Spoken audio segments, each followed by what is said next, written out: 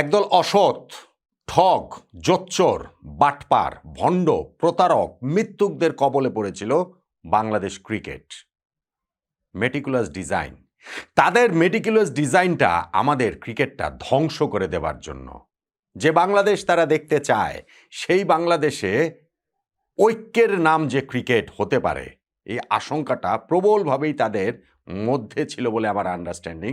সেই কারণে ক্রিকেট ধ্বংসের সেই মেটিকুলাস ডিজাইন তারা করেছিল এবং সেই পথে এগিয়েও তো গিয়েছিল অনেকখানি। বিরাট বড় এক পদক্ষেপ নিয়েছিল টি-20 বিশ্বকাপে বাংলাদেশের না খেলাটা নিশ্চিত করার মাধ্যমে। আর যদি বাকিটুকুও করতে পারত, তাহলে আর বাংলাদেশে ক্রিকেট খেলা থাকার কোনো কারণ ছিল না।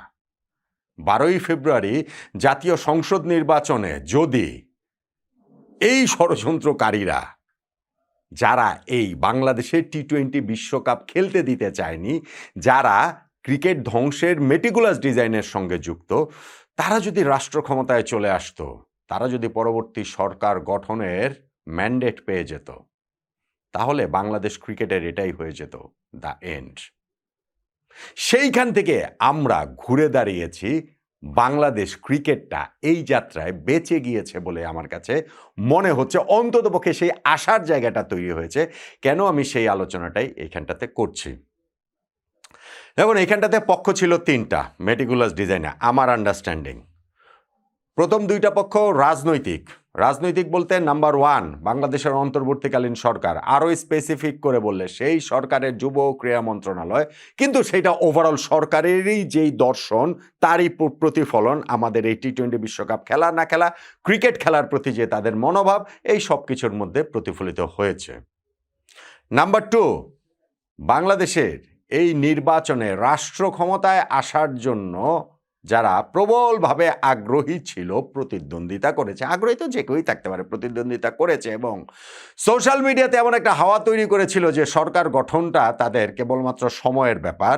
ওই অন্তর্বর্তীকালীন সরকারের উপরে তো তাদের প্রবল প্রভাব ছিল, তারাই হয়তো বা এই সরকার চালিয়েছে। ফলে 12ই ফেব্রুয়ারি যদি নির্বাচনটাতে তাদের যে একটা হিসাব ছিল, ভারত বিরোধিতার জিগিরটা জাগিয়ে রাখতে হবে 12ই ফেব্রুয়ারি নির্বাচন পর্যন্ত, এবং তাতে যদি ক্রিকেটকে স্কেপগোট করতে করবে, এবং তারা সেটা আসলে করেই ফেলেছে।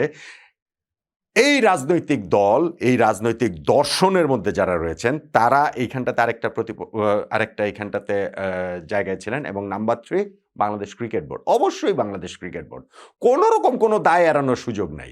আমিনুল ইসলাম বুলবুল ভাই বাংলাদেশের প্রথম ওয়ার্ল্ড কাপ টিমের ক্যাপ্টেন, প্রথম টেস্টের সেঞ্চুরিয়ান, আমাদের ক্রিকেটের কিংবদন্তি, এত কিছু বলে দায় এড়ানোর কোনো রকম কোনো সুযোগ আমি দেখতে পাচ্ছি না। এবং এই যে আমি 3টা জায়গার কথা বললাম, তার মধ্যে 2টা জায়গার বিদায় মোটামুটি ঘটে গিয়েছে, বাকি আছে আরেকটা জায়গা। বাংলাদেশ কি তাই ধ্বংসের হাত থেকে আমাদের ক্রিকেটটা বাঁচার আশাটা আমরা করতে পারি কিনা? দেখেন, টি-20 বিশ্বকাপে বাংলাদেশ খেলবে না ফ্রম দ্য ভেরি বিগিনিং, এইটাই ছিল স্ট্যান্ড, তাদের স্ট্যান্ড, এই 3 পক্ষেরই স্ট্যান্ড। এইখানে কোনো ক্রিকেট বোর্ড বাধ্যটাধ্য হয়েছে আমি এটা মানতে রাজি না। অবশ্যই তারাও এই ষড়যন্ত্রের পার্ট। মুস্তাফিজুর রহমানকে আইপিএল থেকে বাদ দেওয়াতে ভারত তাদের রাজনৈতিক স্বার্থসিদ্ধির জন্য যেটা শুরু করেছিল, এবং সেইটা লুফে নিয়েছে আমাদের রাজনীতিবিদরা, আমাদের অন্তর্বর্তীকালীন সরকার, আমাদের ওই একটি নির্দিষ্ট রাজনৈতিক দল বা তাদের দর্শনের দল, এবং হচ্ছে গিয়ে আমাদের এই বাংলাদেশ ক্রিকেট বোর্ড। হিসাবটা খুব সহজ। হিসাবটা হচ্ছে গিয়ে ক্রিকেট খেলাটাকে বাংলাদেশের একটা ঐক্যের জায়গা, সেই ঐক্যটা বিনষ্ট করতে হবে। আমাদের তো অনেক কিছুই গিয়েছে, গত এই 1.5 বছরে আরও অনেক কিছু গিয়েছে। সো ক্রিকেটের এই ঐক্যটা নষ্ট করতে হবে। সেই নষ্ট করার জন্য যা করা দরকার তারা সেটাই করবেন। যিনি যুব ক্রীড়া মন্ত্রণালয়ের উপদেষ্টা ডক্টর আসিফ নজরুল পরবর্তীতে হয়েছেন, তিনি ওই যে মাস 6 আগে বলেছিলেন না যে ক্রিকেট হচ্ছে গিয়ে অন্য একটা দেশের হেজিমনি। সো যাদের মনোভাব এরকম, তারা তো ক্রিকেট খেলাটা নষ্ট করতেই চাইবেন। তার আগে যিনি যুব ক্রীড়া মন্ত্রণালয়ের উপদেষ্টা ছিলেন আসিফ মাহমুদ সজীব ভুঁইয়া, তিনি কিরকম বিসিবিতে একটা ইলেকশন দিয়েছেন সেটা আমরা দেখেছি না? দেখেছি তো। তার সময় যে তিনি ওই যে পরিবর্তন করে, সেগুলো আমরা আসলে দেখতে পেয়েছি। এখন বাংলাদেশ এইখানটাতে ভারতের মাটিতে গিয়ে টি-20 বিশ্বকাপ খেলবে না, বিষয়টা সেটা না। বিষয়টা ছিল আমরা বিশ্বকাপ খেলবো না, নো ম্যাটার হোয়াট। এবং মাঝখান দিয়ে পাকিস্তান ক্রিকেট বোর্ড, পাকিস্তান সরকার, যেই সব কিছু হয়েছে না, সবকিছু নাটক, সবকিছু ড্রামা। খুব সিম্পল আমি 2টা কথা বলি, খুব সিম্পল 2টা কথা। কথা হচ্ছে গিয়ে নাম্বার ওয়ান, বাংলাদেশ টি-20 বিশ্বকাপে আমরা খেলতে পারি না। আমাদের ক্রিকেট বোর্ড তাদের নেগোসিয়েশন পাওয়ার দিয়ে ক্রিকেট বোর্ড প্রেসিডেন্ট আমল ইসলাম বুলবুল ভাই আমাদের সরকারকে যেমন বোঝাতে পারেনি, তেমনি আইসিসি, ভারতীয় ক্রিকেট বোর্ড কিংবা অন্যান্য যে ক্রিকেট বোর্ডগুলো রয়েছে কাউকেই আসলে বোঝাতে পারেনি। যে কারণে তো ভোটে আমরা 14-2 ব্যবধানে হেরেছি, শুধু পাকিস্তান আমাদের পক্ষে ছিল। সেই বুলবুল ভাই ভারত পাকিস্তান ম্যাচের আয়োজন তিনি করে ফেলছেন, পাকিস্তানকে রাজি করে ফেলছেন, ওয়ার্ল্ড ক্রিকেটের ইকোসিস্টেমের স্বার্থে সেটা তিনি রাজা করাচ্ছেন এবং তিনি এটা হেসে হেসে ইন্টারভিউ দিয়ে বিভিন্ন জায়গাতে এটা বলে বেড়াচ্ছেন। বিরাট একটা গর্বের কাজ।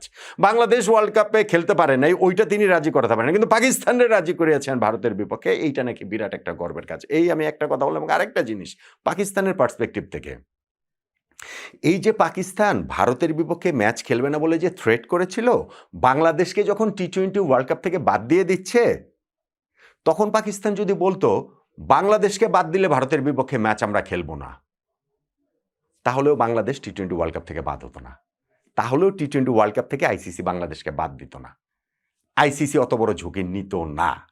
পাকিস্তান তখন কিছু বলে নাই, কেননা পাকিস্তান চেয়েছে বাংলাদেশ বাদ হয়ে যাক।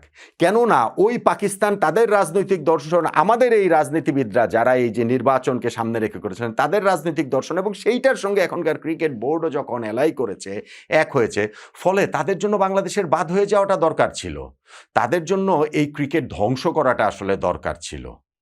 কিন্তু এইখানে যেই ঘটনাটা ঘটেছে, 12ই ফেব্রুয়ারি যেই নির্বাচন হয়েছে, জাতীয় সংসদ নির্বাচন, সেইখানটাতে জনতার রায়ে তাদের ওই ষড়যন্ত্রের প্রতিফলন ঘটে নাই। তারা যাদেরকে চেয়েছিলেন রাষ্ট্র ক্ষমতায় আসুন, তারা আসেন নাই।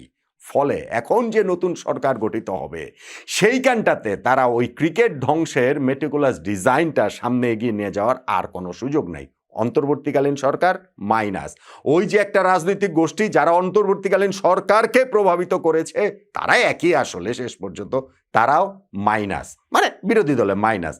আছে শুধু বাংলাদেশ ক্রিকেট বোর্ড, এবং বাংলাদেশ ক্রিকেট বোর্ডকেও যে মাইনাস করা উচিত, এই ক্রিকেট বোর্ডকে নিয়ে যে আসলে এগুনোর সুযোগ নাই। আমি অন্য একটা ভিডিওতে বলেছিলাম যে এই ক্রিকেট বোর্ড বাংলাদেশের ইতিহাসে সর্বকালে সবচেয়ে ব্যর্থ ক্রিকেট বোর্ড, এবং জাস্ট দুইটা দিক থেকে, একটা হচ্ছে গিয়ে তাদের সময় আমরা ওয়ার্ল্ড কাপ খেলতে পারিনি, এবং আরেকটা হচ্ছে গিয়ে যেহেতু বাংলাদেশের এই ক্রিকেট বোর্ডের নির্বাচনটা খুবই প্রশ্নবিদ্ধ ছিল, ফলে এই ক্রিকেট বোর্ড নিয়ে, নতুন সরকারের পুরনো এই ক্রিকেট বোর্ড নিয়ে এগোনোর কোনো কারণ আমি দেখতে পাই না। এখন আমাদের ক্রিকেটটা বেঁচে গেল কোন জায়গাটাতে সেটা দেখেন। যদি এখন যারা সরকার গঠন করতে যাচ্ছে তাদের কাছ থেকে তো আমরা ওই আশাটা করতে পারি যে ভারতের সঙ্গে আমাদের রাষ্ট্রীয় পর্যায়ে যোগাযোগটা স্বাভাবিক হবে, অর্থনৈতিক পর্যায়ে স্বাভাবিক হবে, কূটনৈতিক পর্যায়ে স্বাভাবিক হবে, ফলে ক্রিকেটেও যোগাযোগটাও স্বাভাবিক হবে। কিন্তু তারা যদি সরকার গঠন না করে অন্য পক্ষ সরকার গঠন করত, তাহলে এই ভারত বিরোধিতার জিগিরটা থাকতই, তাহলে ভারত বিরোধিতা আরও উস্কে তারা দিত, তাহলে সরকারি পর্যায়ে, রাষ্ট্রীয় পর্যায়ে সেইটা সহজ হতো না আমাদেরকে এই সম্পর্কটা স্বাভাবিক করা, তাহলে বাংলাদেশ ক্রিকেট ধ্বংসই হয়ে যেত। ওই যে এখন অনেকে বলেন না যে ভাই বলেছিলেন তো বাংলাদেশের ক্রিকেট একটা ওয়ার্ল্ড কাপ না খেললে ধ্বংস হয়ে যাবে, কিন্তু আমরা তো আইসিসির সঙ্গে মিটিং করেছি, আইসিসি তো বলেছে আমাদেরকে জরিমানাও করবে না, আমাদেরকে এইখানটাতে কোনো রকম কোনো নিষিদ্ধ টিষিদ্ধ করবে না। বিরাট আপনারা নাকি এটাতে যারা বলছেন তারা জিতে গেছেন, যারা বলছেন তাদেরকে আমি চিনি, তাদেরকে সবাই বাংলাদেশের মানুষও প্রবাবলি আসলে এখন চিনে গেছে। অনেক তো আসলে এই গুপ্তটুপ্ত থাকলেন, কিন্তু এখন বোধহয় মানুষ সেই জিনিসটা চিনে গেছে। যাই হোক, সো যদি এইখানটাতে বাংলাদেশে ওই তাদের প্রত্যাশিত কাঙ্ক্ষিত স্বপ্নের সেই সরকার গঠিত হতো, ভারতের সঙ্গে সেই বিরোধিতা থাকতোই, এবং সেই বিরোধিতা যদি থাকতো, ক্রিকেটেও এই বিরোধিতা থাকতো, এবং থাকলে হতো কি, বাংলাদেশ ওয়ার্ল্ড কাপ ইস্যুতে নিষিদ্ধ হয় নাই, অন্য কোনো ইস্যুতে নিষিদ্ধ হতো।